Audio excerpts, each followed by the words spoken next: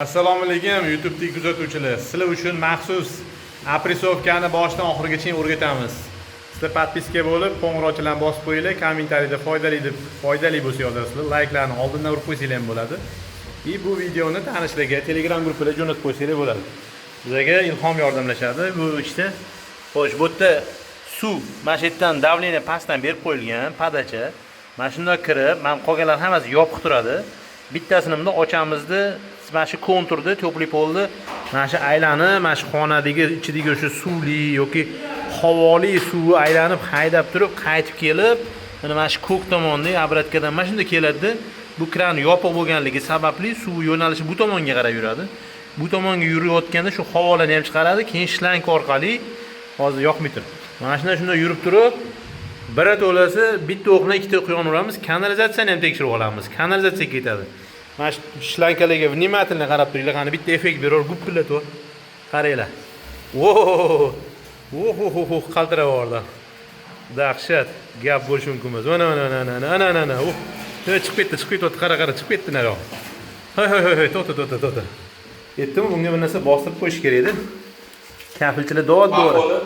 Trap atrofidagi suvlar ham. Trap bo'yni orasi hali nima qilinmaganda. Mana yerga solib qo'yiladi. Hamma narsa bostirishga olib kelib, bostirib qo'ydik, o'shani yo'g'onroq. Kafili o'sha kattaroq bo'lagini olib, kattasini. Mana. Kafil bo'lagini prямо shu ustiga yopsa. O'sha og'ziga. Mana. Bo'ldi, hech qayerga ketmaydi quyoncha. Mana shunaqa qilib tekshiriladi. Bunda bizga yordam beradi raskodamerniy kollektori poplovoga. Mana qarang, hozir yopsam, ko'tariladi. Ana. Ochaman, ishda mana trap bo'ldi. Hozir bu to'ldi, o'sha. Endi ikkinchisi mana ketadi. Ikkinchisi xuddi shunaqa holatda buni yopiladi. Bu ochiladi. Mana shunaqa qilib haydaveradi. Mana. Havo paxoli chiqadi, sistemani to'ldirib. Tushundinglar suv yo'nalishini. Bu yerdan kirib, mana bu hammasi yopib qo'yiladi. Bular ham hammasi yopiq turadi boshida. Mana kran ochib qo'yasizlar. Suv mana shunda keldi, mana bular yopiq bo'lganligi sababli bittasini ochamiz, suv ketdi. Bori aylanib qaytib kelib mana shu tomonga o'tib ketmasin uchun buni yopamiz. Buni ochib qo'yamiz. Ochganimizda keyin mana bu shlankani ulab qo'yamiz. Bu yerda o'zining spesial krani bor.